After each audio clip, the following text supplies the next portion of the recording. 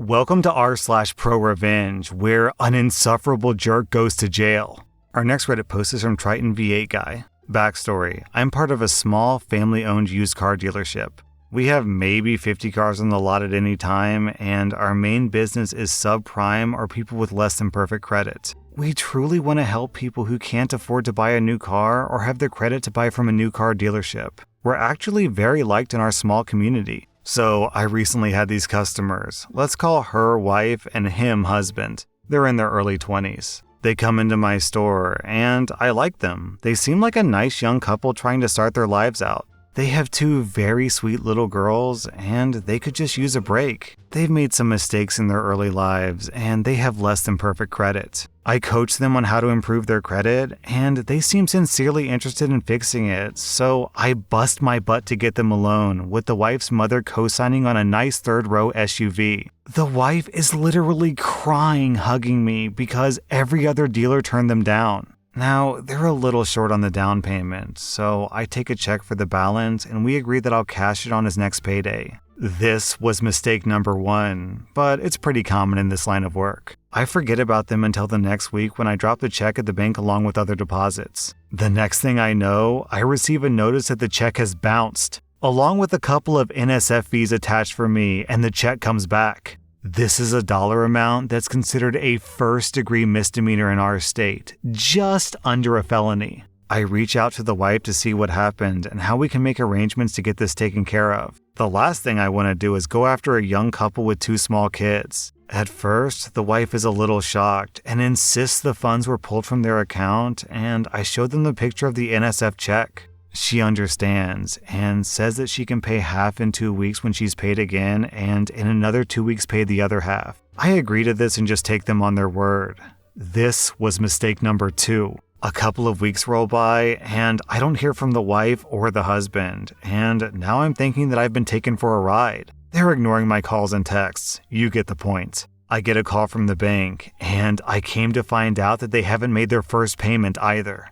Now, with this particular bank, if the customer doesn't make their first payment, we have to buy back the deal. Basically, we have to give the bank the money they sent us for the loan. After blowing up the wife and husband's phones and Facebook, they finally call me back. I get this sob story about how the husband was let go from his job and he just started a new one, and the mom is going to help them get back on their feet. I go through hell and high water with the bank to make a deal where if they make their payment, then they keep their loan, but I'm still on the hook if they miss any of their next 3 payments. The wife also tells me that they'll make payments to me on the bounce check once he starts getting paychecks. So I agree. They make their payment to the bank, and I go about my life until the next month comes around. I get an email from the bank saying the wife didn't make the next month's payment and she won't answer their calls. At this point, I am furious, and I'm ready to just go repossess their vehicle. They won't answer any of my calls, so I call the wife's mom. The mom scrounges everything in her Social Security paycheck to help try to make the payment for them, but she's still short. The wife and husband tell the mom that they'll cover the balance, and of course they don't pay. The bank says the deal is a buyback, and we have to give the bank back the money within 7 days. Now, the only way that I can pay back their loan is if my floor plan, which is basically a giant credit card that we buy cars on, gets pictures of the car in my possession. I try to call, text, email, Facebook message, anything to get a hold of the wife and the husband, but they block me on everything. They're basically just stealing the vehicle without paying. They even blocked the mom, who's been trying to help them get this handled. Yes, they screwed over their own mother in this ordeal. I just want to get the vehicle back so I can move on with my life. And this is where I go pro-revenge on them. I begin by dropping the check off at the local prosecutor, and they're delighted to file charges against them. I do some skip tracing calling family members, all of which are more than happy to help, because I came to find out the husband has had 7 jobs in 4 months and has burned every single family member with money they've borrowed. I find the wife's father on Facebook. The father has been trying to take custody of his 2 granddaughters because of how badly they treat them. He informs me that they're staying at their sister's house right over the border. We're on the state line of 2 states. Remember this. I call up a repo company, and I even make the hour-long drive myself to help get the vehicle back. According to neighbors in the repo company, they've been hiding the car in their garage. I do some searching, and I find out they're both on probation for stealing a bunch of stuff from multiple stores. So, of course, I call up Mrs. Probation Officer to see if she has a last known address for them. I then mentioned to her that they're staying above the state line and bounced a very large check to me. Also, that they're facing fresh charges in my town, and she appreciates the knowledge. So while I was up at their house one evening, I talked to one of the neighbors, who also hates them because they're always yelling at their kids and each other. And I convinced that neighbor to call me if they ever see that vehicle outside. It took only one day. I get the call, and I send a very large friend who lives nearby them to go get the vehicle. After many expletives and berating my friend, they hand over the vehicle. But not before calling me while he was there and telling me how they're gonna sue me and blah blah blah. I'm out quite a bit of money from this ordeal, but here's the best part. I found out that by living out of the state, they violated probation and just got sentenced to 30 days in jail from that. And they also just had their court date on the new charges of the bounce check. I got my vehicle back, and guess what? The deadbeat wife's father got custody of the 2 kids. Man, OP, I don't want to say that you saved those kids' lives because that's probably being a little bit overdramatic. But obviously, taking kids out of an abusive home and putting them into a loving and caring home would have a huge effect on their future. So the story is like, you're going to steal my car? Well, then I'm going to improve the lives of your children. Like, it's sort of a weird twist of revenge where, yeah, it sucks for them, but the biggest impact is that you kind of rescued these kids from this terrible situation. So this is super wholesome, OP. Awesome story. Our next Reddit post is from Evil Testmacker. I live in a consolidated county. That means that the city and county governments merged some years back, ostensibly to reduce administrative and infrastructure costs. This is important because services like fire, police, utilities, and trash pickup are now managed by former county officials and not the city officials. Many of these services are also much more inefficient, and some services have been outsourced to private companies. My municipality outsourced trash and yard waste pickup a few years ago, and the 2 companies who now do these collections are woefully inadequate, and their services cost more than when the city or county did it. They both have similar sets of rules of what can be put out for collection. They take fewer types of waste away, and they now no longer come 2 days a week like the city once did, but now only come 1 day a week. We're all paying more money for less service. Now that the background is done, here's the story. I did some yard work over the course of a couple of weekends last summer, cutting some limbs, trimming some shrubbery, and cutting down a dead tree in my backyard. Knowing what the rules are for how much yard waste, limbs, leaves, and such can be put out, I bagged everything that was supposed to be bagged, filling up 3 bags worth. They were filled with things like leaves, small clippings, weeds, and such. They require those paper bags for yard waste from those big box home improvement stores, so I used those. I just fill them halfway up so as to not make them too heavy for waste collectors, even though there are no written weight restrictions. However, if a bag is too full, they'll knock it over on purpose to spill out the content so they don't have to pick it up. I cut the larger limbs down to under 4 feet in length or they wouldn't be picked up. Anything at all they can do to get out of picking something up, they'll do it. And they almost always leave this horrendous mess behind when they do pick things up. The pile out for collection isn't allowed to be any wider than 10 feet, nor any deeper or higher than 5 feet, nor may it contain any piece longer than 4 feet. All bags must be placed in a row, no more than 3 feet away from the limb pile. My pile was maybe 4 inches longer than the 10 feet, and only because of the tiny ends of the limbs, smaller than a toothpick hanging out of the pile. The pile was no higher than 3 feet and no deeper than 4 feet. In other words, it fell within the size limits, except for a few twigs with leaves. I also had the 3 bags, each about half full of clippings and leaves, all lined up exactly as required and about 2 feet from the main pile. They were scheduled to come on Tuesday, but when I got home from work that afternoon, it was all still there.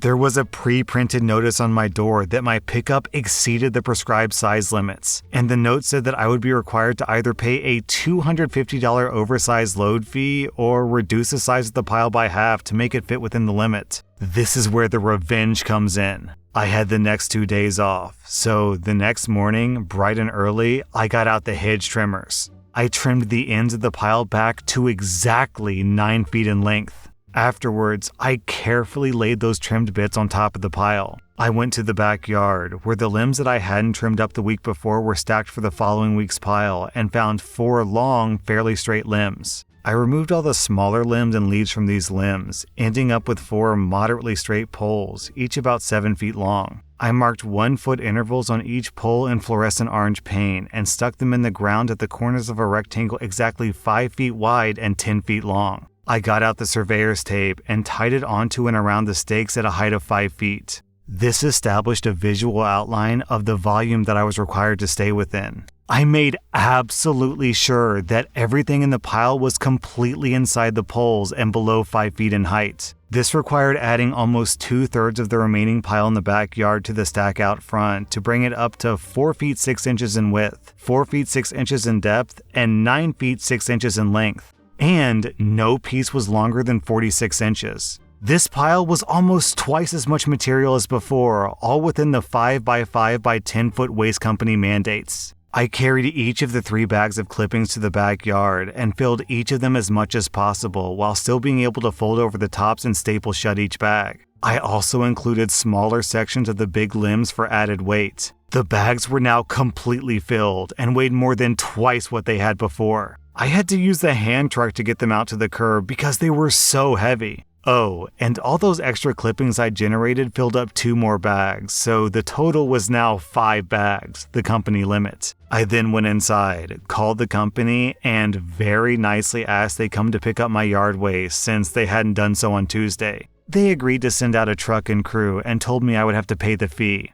Come on then, I told them. They soon arrived, and it happened to be the same crew that normally comes to my neighborhood. I pulled a tape measure from my pocket and asked them to measure the poles to confirm the space was within the required limits. They did so, and they agreed the pile wasn't oversized, and they proceeded to spend the next 2 hours manually loading it all onto their truck. Oh, and both of them had to work together to manhandle those bags into the back of the truck, too. I told them very nicely, and with a smile, that I knew what 10 feet was. I pointed to the fence where it was marked with orange electrical tape and thanked them for coming to pick up my yard waste. The 2 tired, sweaty waste disposal guys just groaned, got in their truck, and drove off. There was no extra fee added to my bill for that month. There never has been since. Now, I know they got paid for their time, and I know that I had to do a lot of extra work on my day off, but since last July, I have not ever had them leave so much as a single leaf on the ground in front of my house.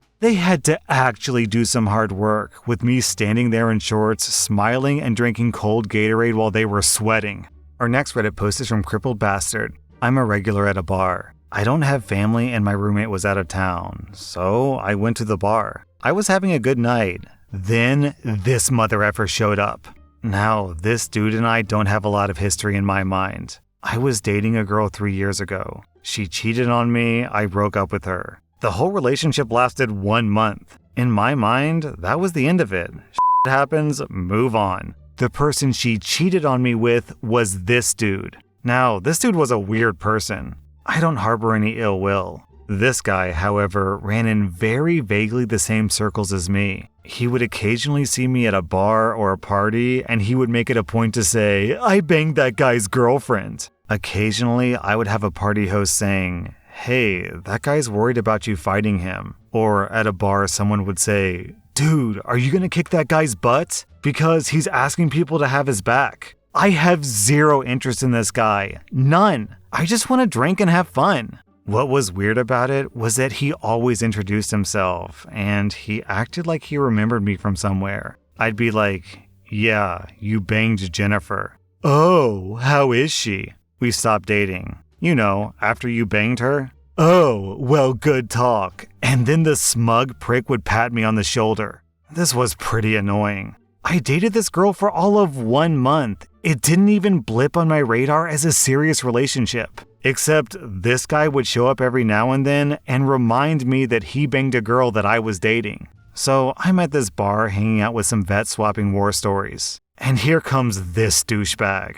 He goes, "Hey, I know you from..." I say, "Dude, not now. I'm in the middle of a story. F off for a bit." I finished my story and he came back and said, I know you from somewhere. Yeah, you banged Jennifer. I honestly don't care. It was like 3 years ago. He left. The owner and the bartender were nearby. The owner said, So, do you hate that guy? I told him the story. He goes, Are you going anywhere soon? After that question, hell no. The bartender was pissed because this dude was always grabbing her. The owner hated him because he was a drunk driving moron. At this bar, you don't drive drunk. The owner has a policy that if you need to get home, they'll pay for a cab if you pay it back the next time you're in. If you're stone broke, you still get a cab home. Just pay it back when you can. And the owner will call the cops on you if you try to drive drunk. This dude does not tolerate that stuff. This guy had a history of driving drunk from that bar. The bartender went back and made a phone call. I just drank a few beers. I was promised a show, so I'd wait. The guy left and shook my hand. The smug prick even patted me on the shoulder and said, Say hi to Jen. He pulled out and there were flashing lights. The bartender called the non-emergency line and said there was a repeat DUI offender at the bar and they sent a non-marked car to hang out in the parking lot. This was his third charge. The sentence for this was 120 to 364 days in jail, $1,100 to $10,000 in mandatory fines, having your license revoked for 6 to 10 years, automatic enrollment in an alcohol and drug treatment program, and the judge could order an ignition interlock device installed at your expense. Merry Christmas to me! This post from Flying Fox 08. The next time he asks, Where do I know you from? Tell him that you were there the night that he went to jail for drunk driving. Or, even better, OP, find out the name of whoever his cellmate is, and let's say his name is Bob. Be like, say hi to Bob for me. That was r/Prorevenge, and if you like this content, check out my podcast where I publish the exact same episodes. Also, hit that subscribe button because I put out new Reddit videos every single day.